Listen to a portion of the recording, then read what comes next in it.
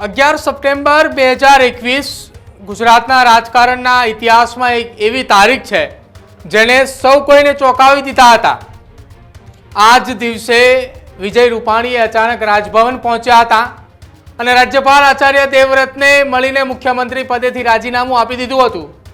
વિજય રૂપાણીના રાજીનામા બાદ ભાજપે એક અનોખો નિર્ણય કર્યો અને એ નિર્ણયમાં મુખ્યમંત્રી બન્યા એક એવા ચહેરો કે જેનું નામ એ મુખ્યમંત્રીની રેસમાં જ નહોતું, કોઈ જગ્યાએ ચર્ચામાં જ નહોતું કે ગુજરાતની રાજનીતિમાં આ વ્યક્તિ અથવા તો આ એ ચૂંટાયેલા ધારાસભ્ય ગુજરાતના નવા મુખ્યમંત્રી બનશે અને નામ હતું ભૂપેન્દ્ર પટેલ।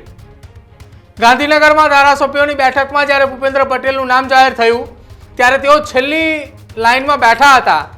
તેમને પોતાને પણ ખબર ન હતી કે નવા મુખ્યમંત્રી બનવાના છે।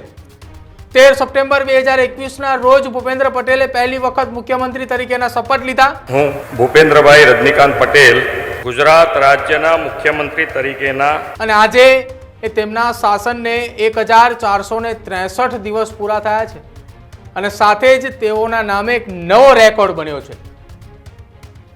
આપને એવું થતું હશે કે 1463 દિવસ પૂરા થયા અને મુખ્યમંત્રીના નામે કોઈ રેકોર્ડ હોતો હશે? મુખ્યમંત્રી તો વડાપ્રધાન મોદીએ તત્કાલીન જ્યારે ગુજરાતના મુખ્યમંત્રી હતા એ દરમિયાન તેમનો રેકોર્ડ હતો, પરંતુ નહીં, રેકોર્ડ એ વાતનો છે કે પાટીદાર મુખ્યમંત્રી તરીકે સૌથી લાંબુ શાસન એ સળંગ શાસનનો એ તેમનું એ અત્યારે રેકોર્ડ છે।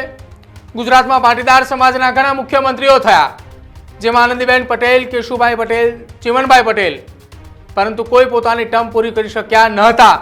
ક્યારેક આંદોલન, ક્યારે બળવો તો ક્યારે કુદરતી આફત, આ બધું જ એ એમના કાર્યકાળોની અંદર બન્યું હતું। આનંદીબેન પટેલ એ 22મી મે 2014 થી 7 ઓગસ્ટ 2016 સુધી મુખ્યમંત્રી તરીકે શાસન કર્યું। તેમના કાર્યકાળમાં ગુજરાતમાં ઐતિહાસિક પાટીદાર અનામત આંદોલન થયું અને પાટીદાર આંદોલન બાદ તેમણે 1 ઓગસ્ટ 2016ના રોજ ફેસબુક પર પોતાનું રાજીનામું મૂકી દીધું હતું। ત્યારે સૌ કોઈ ચર્ચા કરતા હતા કે શું આવી રીતે કોઈ રાજીનામું આપે? આનંદીબેન પટેલ પહેલા પાટીદાર સીએમ કેશુભાઈ પટેલ હતા। કેશુભાઈ પહેલી વખત જ્યારે ગુજરાતના મુખ્યમંત્રી બન્યા ત્યારે તેમણે ગોકુળિયું ગ્રામ યોજના જાહેર કરી। આ યોજના હેઠળ ગામોમાં પણ શહેરો જેવી પાયાની સુવિધા ઊભી કરવાના કામો શરૂ થયા હતા।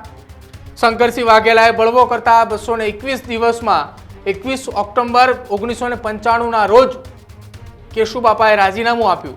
ગુજરાત રાજ્ય જ્યારે મહારાષ્ટ્રથી અલગ થયું ત્યાર પછી જે નેતાઓએ ગુજરાતના મુખ્યમંત્રી બન્યા તેમાં ચીમનભાઈ પટેલ એ પહેલા પાટીદાર ચહેરો હતો। ચીમનભાઈએ કુલ 3 વખત ગુજરાતના મુખ્યમંત્રી તો બન્યા, પણ સળંગ શાસન કરવાની બાબતમાં ભૂપેન્દ્રભાઈ પટેલ કરતા તેઓ પાછળ છે। એક સમયે સવારે વૃક્ષારોપણ કરતા ભૂપેન્દ્ર પટેલ બપોરે ગુજરાતના મુખ્યમંત્રી બની ગયા। આ ઘટનાએ સાબિત કરી દીધું કે ગુજરાતનું રાજકારણ અને રાજકારણમાં એ અણધારી પરિસ્થિતિએ ક્યારે ઇતિહાસ રચી નાખે એ કોઈને ક્યારે ખબર નથી હોતું।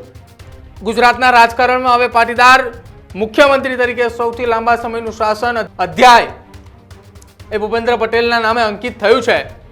જે અમે આપને જણાવ્યું કે કોઈને ખબર ન હતી કે ગુજરાતના રાજકારણની અંદર જે વ્યક્તિએ સવારમાં વૃક્ષારોપણ કરી રહ્યા છે એ બપોર બાદ મુખ્યમંત્રી હશે।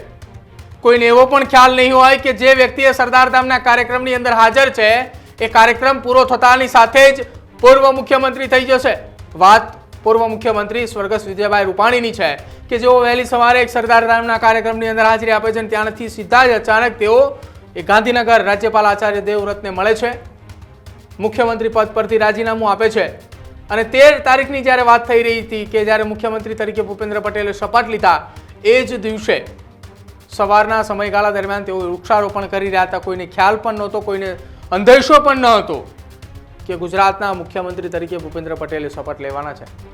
ખુદ તેમને પણ ખ્યાલ નહોતો કે તેઓ મુખ્યમંત્રી બની રહ્યા છે, કેમ કે તેઓ પણ છેલ્લી લાઈનની અંદર બેઠા હતા અને ત્યાં દરમિયાન અચાનક જ એ તેમનું નામ એ સામે આવ્યું અને કહેવામાં આવ્યું કે ગુજરાતના નવા મુખ્યમંત્રી એ ભાજપની એ ધારાસભ્ય દળની બેઠકમાં એ નામ નક્કી થાય છે ભૂપેન્દ્ર પટેલનું। ત્યારે સૌ કોઈ તાળીઓના ગળગળાટથી તેમના નામને વધાવતા હતા અને આજે એ જ રાજ્યના મુખ્યમંત્રી ભૂપેન્દ્ર પટેલને પાટીદાર મુખ્યમંત્રી તરીકેના સૌથી લાંબા કાર્યકાળમાં તેમનો એ કાર્યકાળ પૂરો થયો છે, એટલા માટે તેમના નામે એક અનોખો રેકોર્ડ પણ સર્જાયો છે.